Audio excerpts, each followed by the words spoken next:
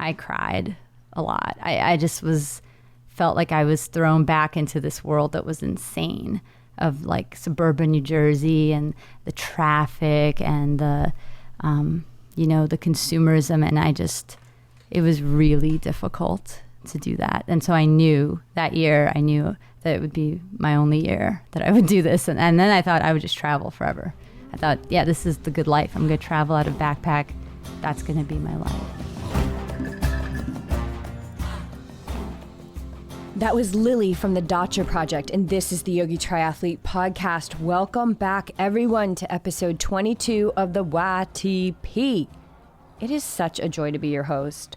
It is such a joy to approach the challenges of each week's episode, to be in service of our audience, to be in service of you guys, to be in service of our guests, in providing quality content for you to accompany you on your commute, on your run, on your me time, on your family time. Whenever it is that you listen, we understand, you guys. We know you have a choice. And when you pull up the YTP and plug into the conversation, we are so grateful every time you choose that. Not only for us, but for you, for the connections you're making, for the storytellers that we bring you each week. And it's confirmed time and time again when you guys send us your emails telling us how the show is helping you, right? Because only you can do it. It's helping you transform your life. It's helping you step into your purpose. And it's helping you conjure the courage to take leaps, no matter how big or small, even if that is just a thought. And that's what we're here to share with you guys. And that is what tells us that we are on track. And this is how we craft our life, our now moments, our future. It's about realizing that we have the right to be the architects of our lives. And in the case of today's guest, we see just how one person can truly live this concept and affect so many around her. Refugees from the Soviet Union, Lily and her family escaped communism for a chance at the American dream. Living in suburban New Jersey, she was quickly introduced to a life where freedom of choice reigns strong. Sugar, malls, consumerism. Lily was transformed into the typical teenager who was set on a course for education, profession, and family in full American style, except that's not what happened at all. While in college, Lily took a course where the study was focused on international culture, and she saw that so many people were living in so many different ways, that thriving in life comes in so many different forms, and this sparked a curiosity that maybe she had other choices, and that she could create a life that was unique to her, and that there was no right or wrong. And this is where it all starts. This is the mind of a true yogi, a mind that follows inquiry and allows it to flow into a progression of thought into action. By allowing this to happen and by listening to her deepest voice of truth, Lily was led to the inspiration and the ultimate creation of the Dacha Project, a sustainable permaculture, earth-bermed homestead in Freeville, New York, just outside of Ithaca. We met up with Lily during our stay on the property. After a night of tense searching for a place for BJ and I to stay, we abandoned the search, understanding that it was simply not the time for us to be looking and that we trusted we would have a place to rest our heads. But the next morning I sat in meditation and I simply just asked to be shown where we were supposed to go next. And after meditation, I got on the Airbnb site and found within minutes this adorable straw bale cottage and booked 3 nights on what we would find out to be the Dacha Project. More than an education did we receive during our stay. We met new friends, we shared space, and we enjoyed firsthand one of their collaborative in-home community events during our stay. It was a really, really special night. This conversation shows us, it really does, that anything is possible, that living your heart's desire is achievable, and that currency is so much more than money. That is such a limiting thought to think that money is our only sense of currency. So this conversation starts to open that up. And Lily truly is the architect of her life, and we can't wait to see what her endless blueprint will bring her in the future. So thanks again for making the choice to tune into the YTP. If you enjoy this episode, please go to iTunes and leave a review. Not only does it help out the show and our guests, but it gets you in the running for our totally awesome October giveaway with Life Straw. Check out the show notes for this episode at yogitriathlete.com. You'll get all the details here. You'll also get the corresponding blog post and links for this episode. So without further ado, I welcome you into the world of homesteading, social capital, and what it truly looks like to make living against the grain of society sustainable, inclusive, and full of life. How do you pronounce is it Dacha? Mm-hmm. I want to pronounce it right. Yeah, Dacha. Dacha project. And what does Dacha mean? Dacha is a Russian word for like a summer home or summer cottage or a little summer house. And generally people like Russian people have, for the summer, would go down to rent or they would build little small places by the Black Sea or other places. And it would be, sometimes it was very elaborate, but sometimes it was like a one-room thing, and your mom would go down to the river to wash your diapers, and sometimes you didn't have electricity, but often they would grow their own food because sometimes during Soviet Union times, the government couldn't provide enough food, and people would be growing food at their dachas. So a lot of us who started the project, 4 out of 6 were Russian immigrants from different parts of the Soviet Union. And so it just felt right. Like, yeah, this is our like little house. And so it's you and your sister, mm-hmm. and then any other family members, or were they friends? Or friends. Did you meet here or in Soviet Union? We did not meet in the Soviet Union, but we also didn't meet in Ithaca. We met in college. In college through like Russian parents who knew each other from DC and Jersey, and kind of got together that way. So when, tell us the story about coming over here to America. Like what? Oh, sure. Well, we were, all of us who were immigrants that started the project came over when we were kids. So our parents were maybe in their 30s or a little older, and we were like 7, 8, or 10. And me and my sister went to Brooklyn first, and then eventually our parents moved us to suburban New Jersey. And it was interesting because they were coming from the Soviet Union. We were technically refugees, escaping political persecution. And so they came here because we had like an aunt and uncle who had come in the 70s, and they could help us start out. And we had to wait when we left for paperwork to come through. So we were in Italy for 6 months waiting. My dad worked at like a dog kennel. How old were you at that time? I was 6 or 7. Yeah. And then we moved to Brooklyn. And then we discovered like sugar. Interesting. Never had a donut before in my life. Yeah, that was interesting. So they came here essentially to live the American dream. In fact, they did. And they did live the American dream. They went from Brooklyn. They worked real hard. They did the immigrant thing. They worked real hard, upgraded to a home in the suburbs where they could remodel their kitchen, have like good jobs, and like have their kids go to good schools. And they did that. They accomplished their dream. So you had all that, and then you kind of let it go. And we have our experience with letting it all go. So how did that all evolve? I think for, the kids, it's always like there's partial rebellion there, right? So we tell our parents, oh, you came from the Soviet Union, from communism, where you were forced to share things, and it was terrible. Guess what we're doing? Starting like essentially a commune. So they were terrified. They were horrified. They thought it was a horrible idea. And like I told you, my father said, he said, Lily, communism ruined half my life, and you're trying to ruin the other half. So not too thrilled about that, but you can understand why. Yeah, it's. I think it's interesting whether or not you believe in karma or not. Like, I think that's really interesting. Karma that they come here for the American dream. They raise these kids. They send them to good colleges, and then all of a sudden they want to kind of rid themselves of the quote unquote, the American dream, which, we were kind of dissecting what that dream is. And I think that you guys have redefined it. Because you don't look like you're suffering at all. You look very vibrant. We just took a tour of the property.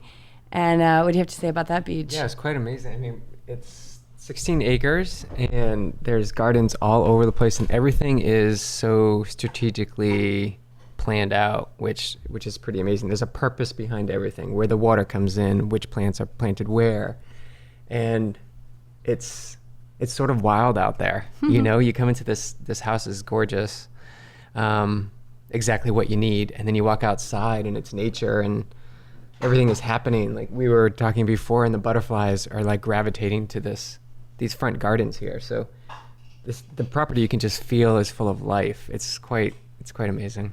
And it's fun to sit where we're sitting right now, which is in the main house, and it's all glass on the south side. So we're just looking out at trees and at the sky and at all of our plants and all of our weeds.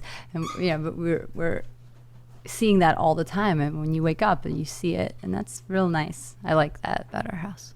And there's one thing that we've been, we've literally been like living in a tent, and I keep living outside. I've been practicing yoga outside, and I've been thinking about it here, about how you're sharing your energy with all this life, all this vibrant, powerful, so powerful, this life, and it's all sharing its energy with you.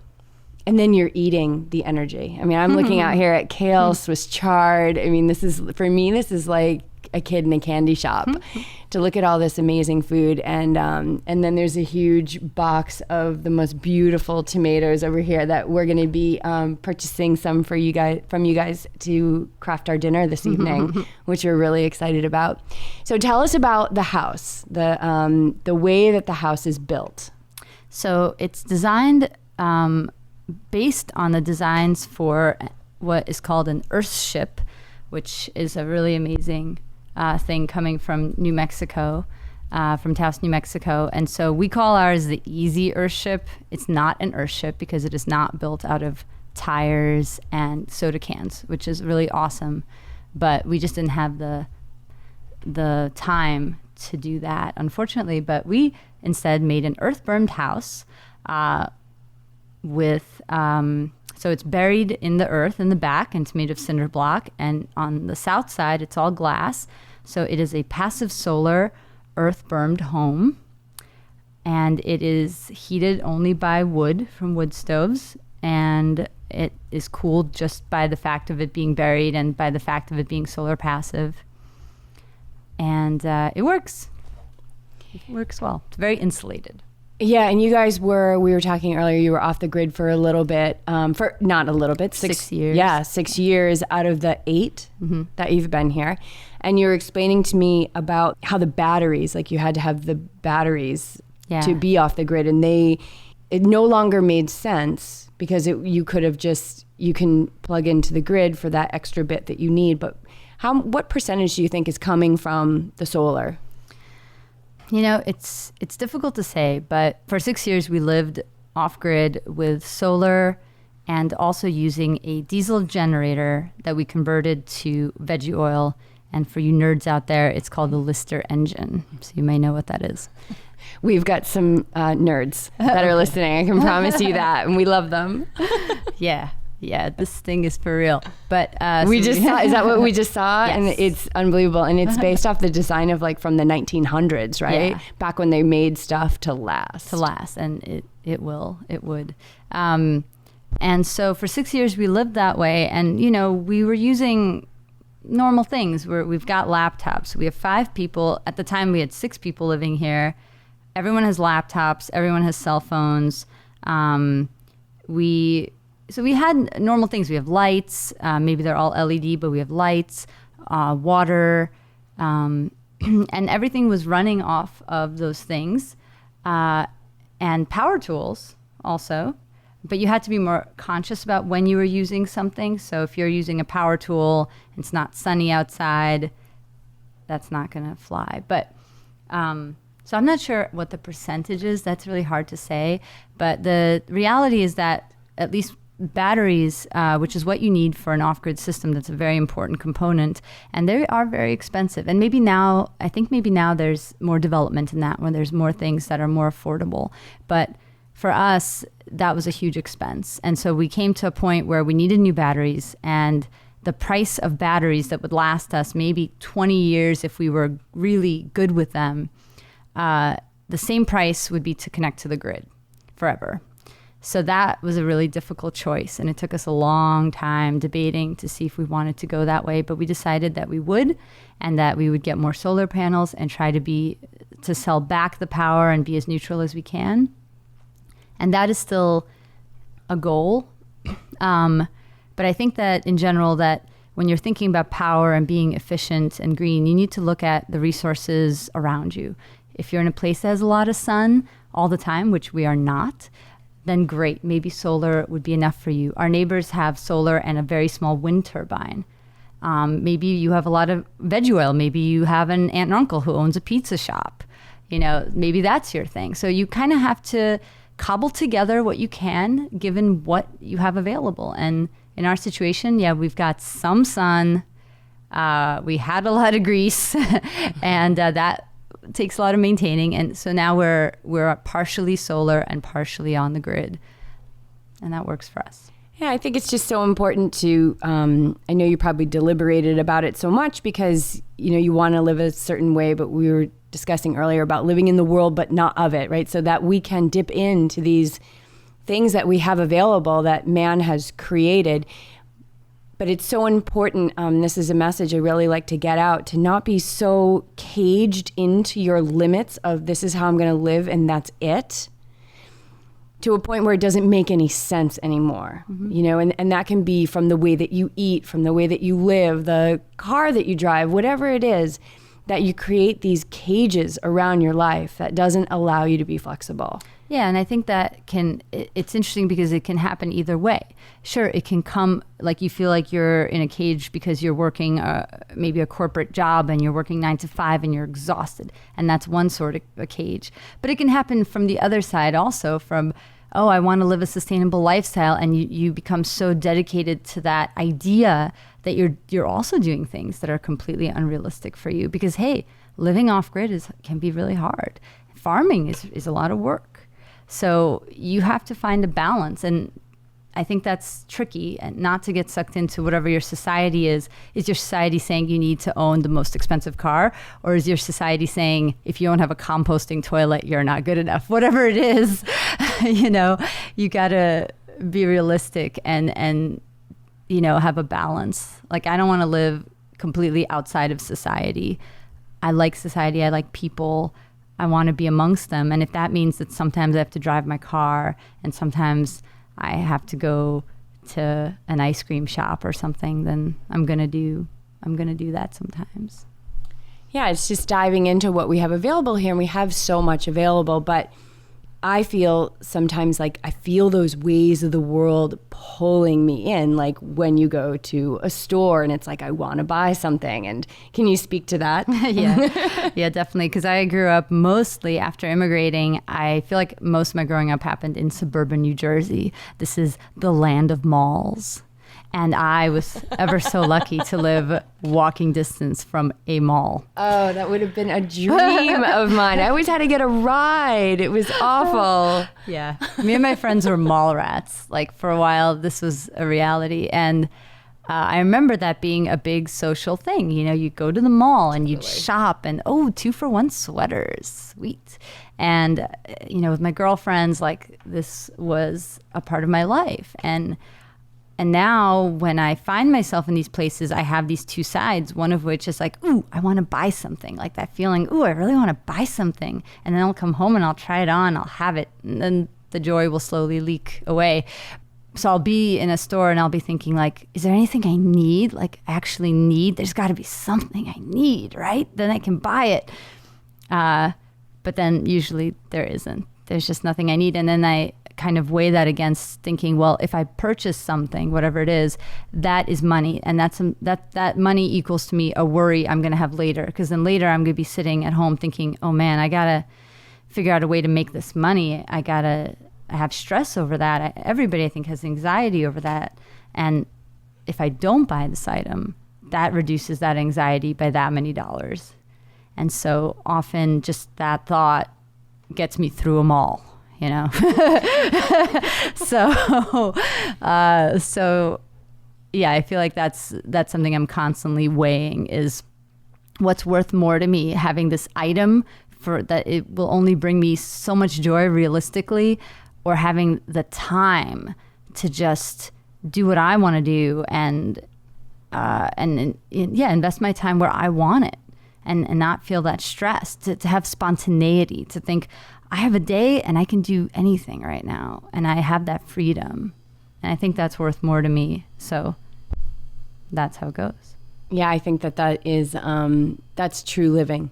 Yeah, I was thinking as you're saying that you are walking into this mall and you have control over, whereas before as a kid, you were just overblown by the stimulus of this is cool, this is what everybody has. And now you're sort of pausing and weighing the options, which do you think you could have gotten that perspective if you weren't in the place you are now here these past 6 years, and understanding that, you know, every dollar that you make is valuable. Mm-hmm. Like you have that, not that you probably weren't thinking of it as a kid, but now you've got a nice solid understanding. So do you think, I know the answer to this question, but if more people could do this and have an appreciation for where everything comes from and where things should be spent? Yeah, definitely. I mean, it's like when you're a kid, you only know the world that you're in. So that was my world. I never questioned it. I never wondered about it. I think, I started to wonder about it more when, I graduated college and I was on this path that seemed like a very normal path. Like, I'm going to get a job. I'm going to do what normal people in my normal world do. And then I worked that job, and actually it was a great job, but you know, any job, even if you love it, like I was an English teacher, and I loved being in high school, and it was a great job. I mean, it's very rewarding, it's very challenging, but doing that every day, and I had to wake up so early, and I do not like waking up at 6 a.m. It's just not me. It's not for everyone. And doing that every day, I mean, it's exhausting. You lose yourself, and then you really start to think, okay, well, what do I need to do to get out of that, and you know, what's reasonable for me, you know, and I think everyone has their own way of getting to that point, but I think if you start to pare it down, you say, okay, well, if I'm not willing to do this, what do I need to do to still survive or still have, you know, friends or whatever it is that you want, and then you can pare that down pretty well. And I think now, you know, I realize that I'm not willing to do those things, and I actually don't need that much, that I don't need so much stuff. I don't need that money. I don't need to work in that style in order to have the things that are valuable to me. So I'm not sure if I totally answered that, but yeah, I think it's perfect because it's so aligned with our podcast. Was there just one defining moment where you're an English teacher and you're like, I need to start doing this? Or is it more of a trickle effect where you started to research, maybe this would be an opportunity, and then you slowly made the progression towards where you are now? Actually, what happened for me was that after I graduated college, I had the summer before starting my job, and a friend of mine said, hey, I went out to California, to Yosemite. And there you can work there in this beautiful park and live there in this park while you work. And I thought, okay, great. I've never really gone that far by myself before, and I have this chance. So he and I went on a road trip, just like you were doing, to California. And we went to work in Yosemite National Park. And living out there, there's a whole unintentional community of people who work there. And now it's changed, I think. But at the time, there's people from all over the world. And we're living in tents, right? You're living in tents.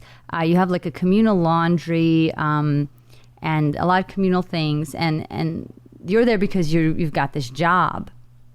And the jobs were terrible, horrible jobs. But living out there in this backyard of Yosemite, I mean, there's bears, there's mountain lions, there's amazing rocks and rock climbing, and it's just so beautiful. And then I realized from living that way, because we were living in a tent, out of a backpack, out of a car, I was like, this is really the life for me. I want to live out in real nature.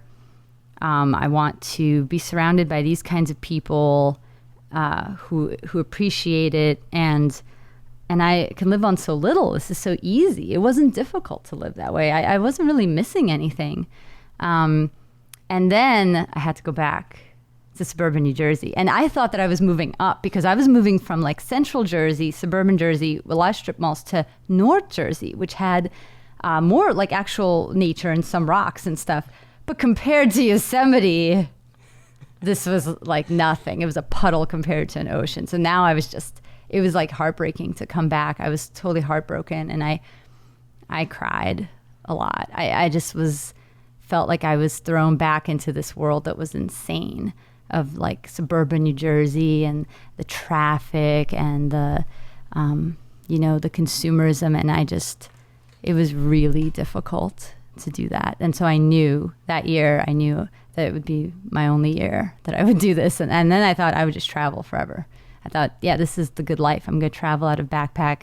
That's going to be my life. And so then how was the Dacha project born? Yeah. Whose brainchild was that? And so you had told me earlier that was the 1 year that you taught. Yeah. Like that was your full-time job. Yeah. You did it 1 year, and then you were like, that was all you needed. Yeah. That was all I ever did. I never worked another full-time job again. It's possible.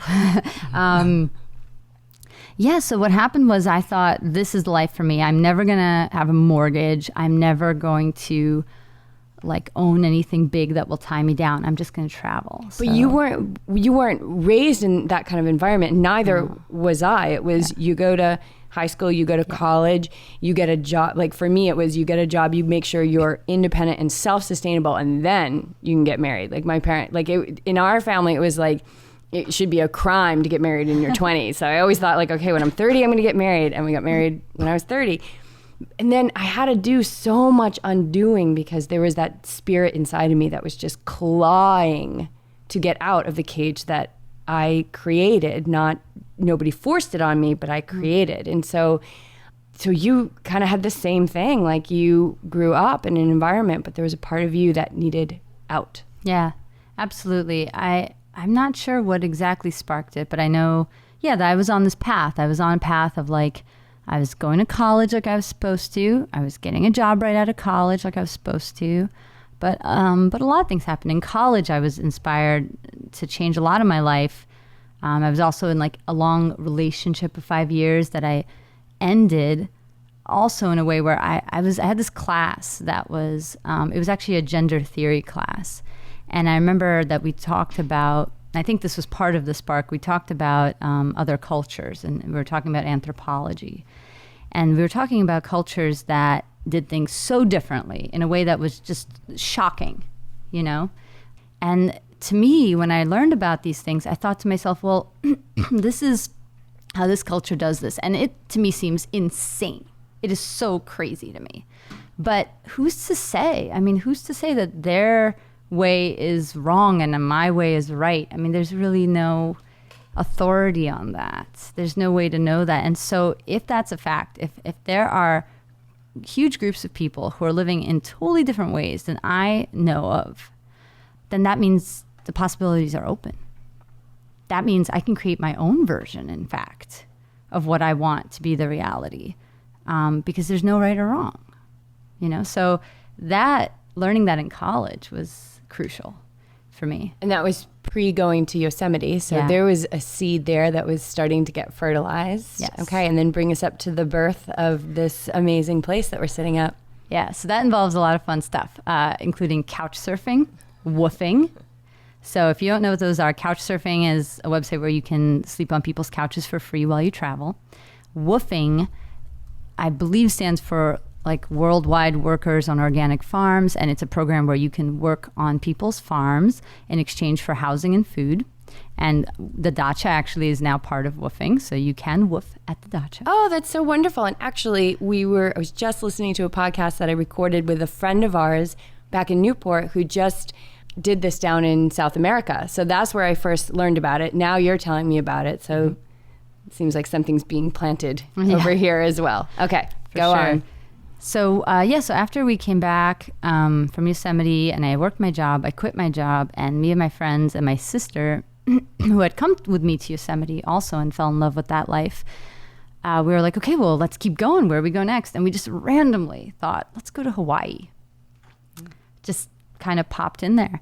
And so we thought, well, we don't have much money, so how do we travel here? So we thought, let's woof, because you'll get free accommodations and food, and we'll do a little work, but we'll get to live there without expenses. And I think a lot of people always ask, because I travel a lot even still. People are always like, how can you afford to? Because I make so little money. I make $6,000 a year. Like around that number, that is the true facts. But I can travel because I know resources like couch surfing and woofing and a million other things. So we went woofing and in Hawaii. And while we were there, we were looking for a couch surfer. And this guy took us in. He was living also off grid in this out nowhere place on the Big Island. And he, I think, was very lonely out there. So he didn't mind that there was 4 of us who were looking for a place. And so this guy, Joe, who was originally from Indiana and had built a house and was into sustainability and all this stuff, started telling us about this. And we were just like, what? You can't build your own house. Just that idea never even occurred to me ever.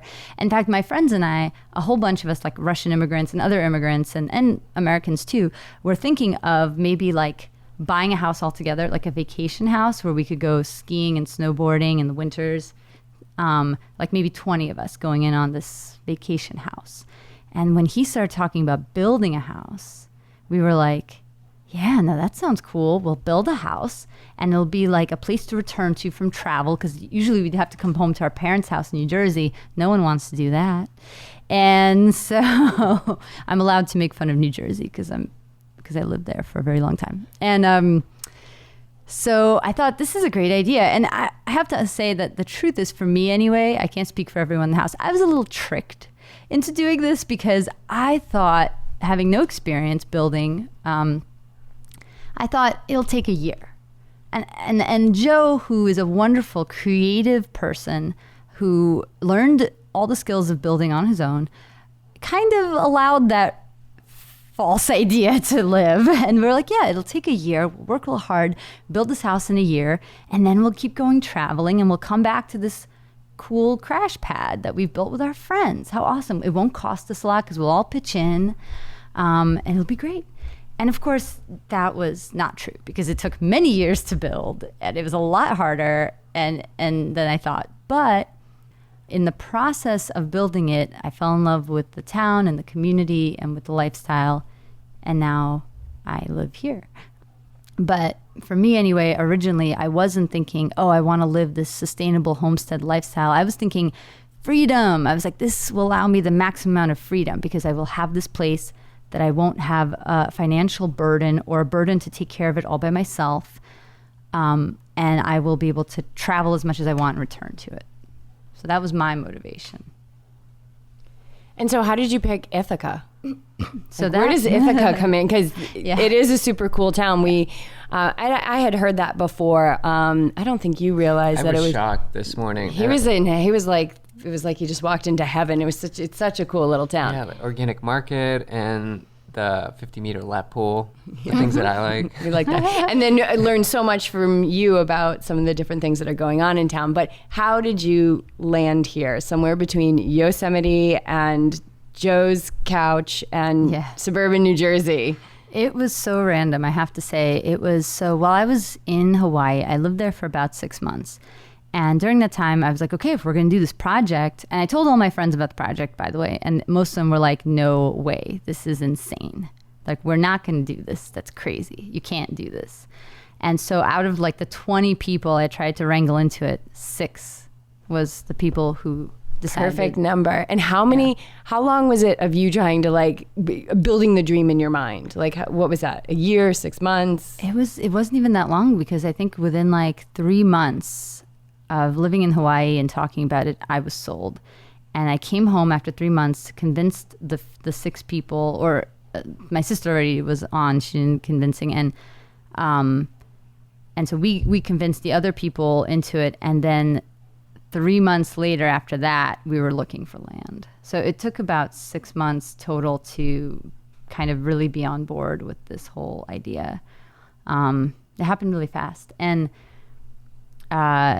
so as I was in Hawaii and I was like, okay, we're going to do this, I was like, I better read some books about co-living and co-housing. And this girl gave me a bunch of books about it. And one of them was about the Ithaca eco-village we have here. And it was about all these people in the 80s who came together and built this eco-village. It's a couple miles outside of Ithaca, and the book is by Liz Walker. And I just read it to learn about different ways, among other things I was reading. So I knew about Ithaca, but I did not really know that much about it, and I didn't think of it as a possibility because the book had described it as a place that was very expensive to live. And so I never really considered it. But we had decided, the 6 of us, because our families were all in the DC, Jersey area, that we didn't want to go too far away from our families. We didn't want to be on the other side of the country. So we said, okay, let's have like this 5-hour radius from the areas that our parents live. So we started looking in the Adirondacks and southern Vermont. And as we were there, we were couch surfing as we were looking for land. And we realized, oh my God, these places are so remote. Like anything we could afford had 5 feet of snow in April. 5 feet of snow. I mean, we're out there in the middle of nowhere. We're thinking we're hearing bears and they're really snowmobiles. It was a lot for us. And because we didn't want to like escape society, and these places didn't have cell phone coverage at all. So very isolated, and we weren't exactly prepared for this. I mean, we were in our 20s, mid-20s. And so as we were couch surfing and driving around, and we realized the Adirondacks wouldn't work and Vermont wouldn't work. And Joe said, well, didn't you read some book about Ithaca? We have a couch surfer near Ithaca. And I said, well, I think that's too expensive. I don't know if it's going to work. He's like, well, we have nowhere else to go. Let's just go. So we roll in to a town north of Ithaca, near here, Groton, to this real estate agent. And he shows us a few pieces of land. He said, you might like this one. No one's bought it. It's off the road. No one seems to want it. And we looked at a few places, and this spot where we are now just seemed like the best option. And it wasn't even a moment of like I stepped onto the land and I was like, this is it. This is where we shall.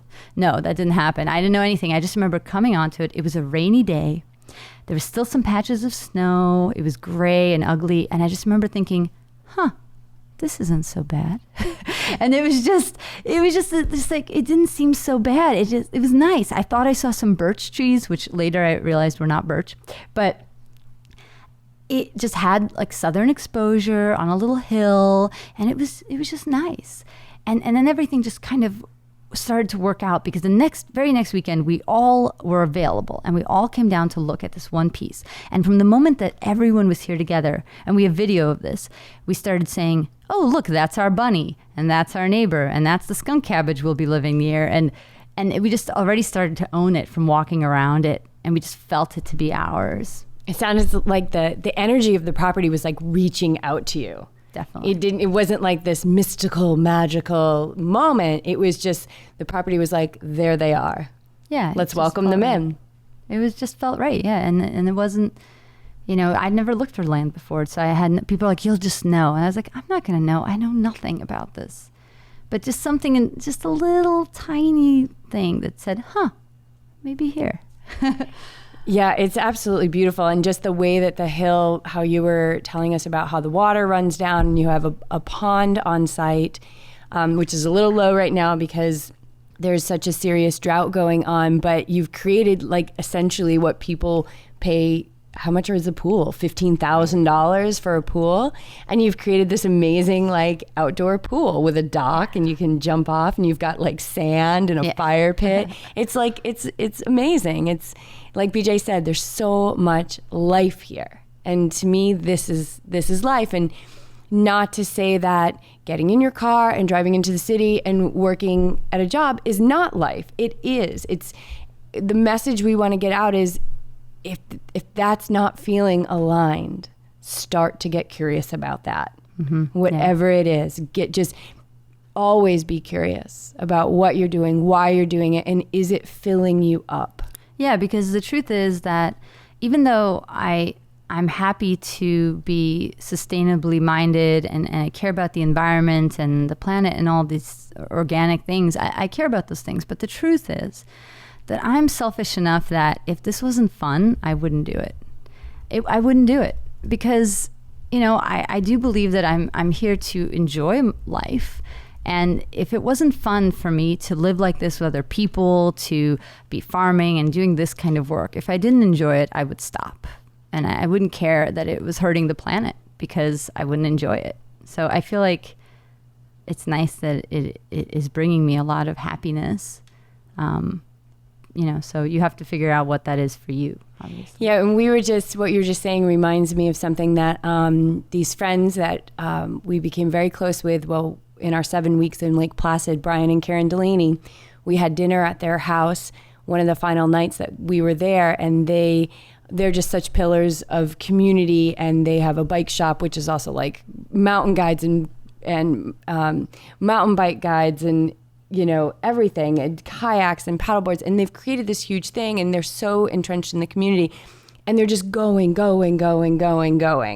And a lot of people look at them, including BJ and I, and say, how do you keep doing it? And Brian said, well, I say to Karen all the time, you work every day of your life, yet you've never worked a day in your life. And I think it doesn't matter if your days are long out farming or whatever it may be, or in the car going to your job. Do you feel like it's work? And we just launched a podcast a couple weeks ago with a mentor of mine from yoga, and we talk about, you know, the minute it's like the moment you fall out of flow and life becomes work, and why would you want to stay there? You know, so there's always an out. There's always something, and the journey is unique for everyone. And so tell us a little bit more about Ithaca and like how you guys are a part of this community through, you know, the farming and things like that. But some of the cool things that you were telling us this morning about how you're creating currency, not so much through the dollar bill. Yeah. Yeah, I mean, I think Ithaca is a really unique place in the surrounding area because it has a lot of these kinds of resources that are like some people like to call social capital. But don't try to say that at a bank because they won't know what you're talking about. But who would ever do that? Yeah, no, definitely not me trying to get a loan and not getting one. Yeah, I tried to tell the guy, I have social capital. And he's like, what's that? I'm like, well, it's like I dog sit for my neighbors and they give me eggs. And like I swap clothes with my friends. Like I don't have to buy stuff. My mechanic is my buddy because, you know, I help him out. And he just looked at me completely confused. But yeah, and I think, so Ithaca has a lot of that stuff. So for example, when I first came here and up till now, I've been helping organize what's called the Ithaca Free School. And free school is something that's all over the world. And it's pretty much saying, hey, anyone has a skill or an ability to contribute to their community. So anyone can teach a class. So suppose, hey, you happen to know a lot about bees, or you happen to really love reading books and you want to share that. So it's free classes for the community, taught by the community. And that's a local resource. And then there's also, amazingly, a time bank here, the Tompkins Time Traders, which pretty much says, hey, if you come and let's say you teach me how to sew for a couple hours, now you've earned these hours, and then I can trade my hours for something else, like someone coming to help me with plumbing or babysitting or whatever skills the community offers. And that's also not an Ithaca thing. That's something we got actually from Maine, but I think it's all over in different communities as well. There's free dinners for people in Ithaca called Loaves and Fishes. And it's not just for people who are homeless or poor. It's for anybody in the community to come and eat, and creates a space there. So there's just a lot of people doing amazing things. There's a thing called Share Tompkins where people would just come together, and they'd have like a really, really free market where everyone would just bring stuff for free and anyone could take anything for free. So there's a lot of that in the community. There's a lot of that in the local community where you're like, we get things from our neighbors and we trade for things. And if you help people out, they'll want to help you. And you can do that with a lot of things without money. And I feel like you can get more and more creative with that every year until you can live on something like $6,000 a year. And I think that's also an important point in general, just to say that me and my friends here, we did not come from a lot of money. None of us had any substantial amount of money when we started this project or now. We just went slowly and we found a lot of reclaimed resources. We did a lot of creative work to figure out how to make this happen, but none of us had just like a ton of money to unload on this project. This is a very actually cheap house, considering, how many people live here, and how much we spent on it overall. And it's big. What's the square footage of this house? It's 100 feet by roughly 25 feet.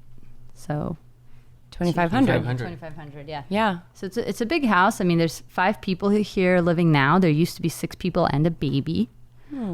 So it's a number of people, but because we went slow and paid what we could, and we never had a mortgage, we paid the seller back for the land. We really didn't spend more than what a person would spend reasonably on rent, and I would say even less than that. And now you own it outright. Yeah, we own it outright. Mm-hmm. So with all this bountiful land that you have, it's producing vegetables and fruits. Where's the next step for this? So you participate in some local farmers markets?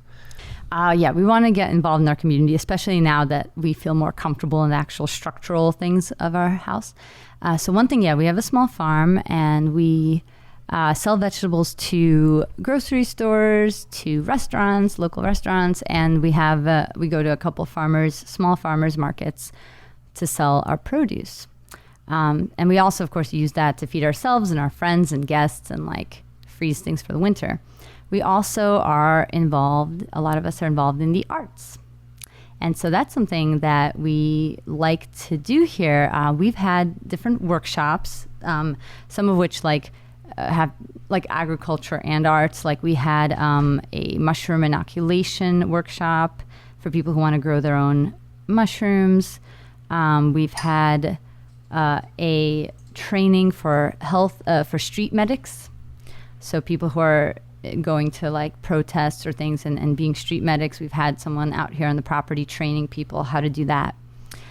We've also done now more arts involved things, like we had a collaboration of art and agriculture recently, which we called Mutant Corn, and it was discussing people's feelings about GMO corn and products.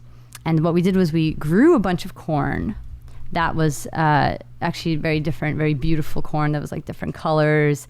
And we kind of let it crossbreed and saw as an art project, not an edible thing. And then we invited people over, and we had some theater that was corn mythology. We had a puppet show that was all silly and about corn.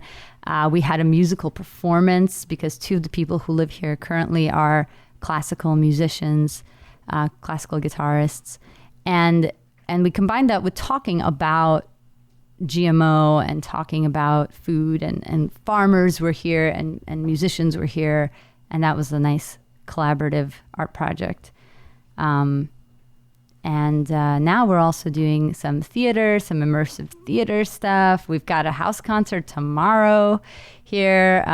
So we are interested in doing things in the community, with art, with agriculture, and collaborating with other members of our community. And so how can people in the community find out about this? Is it through community resources? Do you have a website? We have a website. It's dachaproject.com. And we have a website. We have a Facebook page. And we, invite people here for some public events. And we have an Airbnb that people can come stay. And we also are very happy to give tours. We often are on the Green Building Tour, which usually happens in October, where people can visit different green building houses and structures in the area. And if people get in touch with us, we generally will give them a tour. It's pretty special to make the trip up here. And it's not even that far out of town. I mean, we shot into town really quick this morning. It's a pretty direct route in. So I know we're going to wrap it up here because you're doing something creative in this space in a few moments. But, oh yeah, you are a puppeteer by trade. Yeah. So how did that start? Like, let's talk about that just for a few minutes, and then I want to wrap it up with a closing question. Okay. Yeah, so, so like I said, I used to be an English teacher for a brief moment there, and that's what I went to school for. And then as I realized that I didn't want to have full-time jobs, I started doing odd jobs. And in my travels, when I was in Hawaii, actually, I stayed with some people who were very generous. And they just had like a puppet there, and we played with the puppet. And when I came home, I wanted to send them a gift. And I thought, what if I made them like a unique puppet? And I looked up a website, how to make them. It was very boring and very detailed. And I made this puppet. And pretty much I made one. It was really cute. I made a second one. I made a third. I started doing little videos just for my friends. And then a couple years ago, when a job that I was working, which was a really nice job, but they had to let us go because they ran out of funding. And I thought, well, I can either scope out other random odd jobs that I'm not super committed to, or I can actually try out this puppeteer thing and see if I can make it work. And because I live with my friends and my family, they're very supportive, and they're like, yeah, you could do this. And that support helped me actually try this out. And now it's been 2 years and I am doing it, and it's happening. It's great. I do puppet shows for schools, and I do workshops. I do birthday parties and festivals, and I really like it. So yeah, I'm making it work. I'm a puppeteer. I love it. I mean, becoming a puppeteer or writing a book or signing up for a marathon, whatever it is, it's like it all takes that same bravery, right? To step into it and say, I think I want to do this, and having the support of family and friends is so precious. It's everything you need to step forward, but it's also nothing without believing in yourself. It's true. It's true. It's a lot of saying, can I really do this? Can I really do this? Yeah. And you can. And I think it's true that for a lot of people, if you start doing something that you love, if you really dedicate yourself to that, it will eventually help you, and it will become either lucrative or like help you survive. And I think that's really true. Even if you read like blogs about people who are super early retirers, I mean, that's a thing. And they will say, you'll retire early. You'll start doing things you love, and eventually the things you love will make you money, if that's what you're looking for. And it's true, So what would you say to somebody who, I love that advice you gave. That's the key to life, right? In those words. But what would you say to somebody who says, I don't know what I love? How would they start looking? I guess, like you said, I think then you just start being curious. You make a list.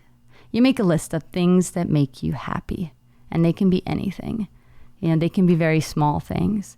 I mean, to say like, oh, I like making a doll that out of scraps, and I'm going to put it on my hand and talk to myself, doesn't really sound like much, but then it builds. So I think number one is making the space to be able to think about what you love and who you are and what you like and what brings you joy. Just having that space to think about that and then exploring. Yeah, trying out, see what other people are up to and see what draws you. Eventually something will pull you in. You don't have to do a lot of work for it. You really more just have to, open yourself up to it and become curious and not limit yourself to thinking that you only have so many options. And so I just want to know what's next. Like what will happen? I don't like to go too far into the future, but what's on the horizon for you guys for the Dacha project? I don't know. I think I think we're gonna do more art and more theater and reach out to the community more. Might have a baby. Pregnant pause. Yeah, that whole idea. That whole thing. Saying that out loud. I That's think hard. bringing a little soul into this environment, like that soul is just waiting. Yeah. It'll be the right match. Everything is energy. It could be a whole other adventure. But yeah, for now, I think we're improving things slowly, and I think we're all excited to delve into more theater and bring more people out here and have events, and do more art and collaborate with other people. So I think we're just getting really now to a point, having fixed enough things that are broken and like finished construction to a point where we can reach more outward. You know, it's like they say you have to work on yourself first before you can help others. But in a way, we had to fix up our house first before we could invite everyone over. So I don't know. It's kind of an open book right now. Like we are comfortable. We have food, and there's just so much that's possible. You know, it's hard to even think about.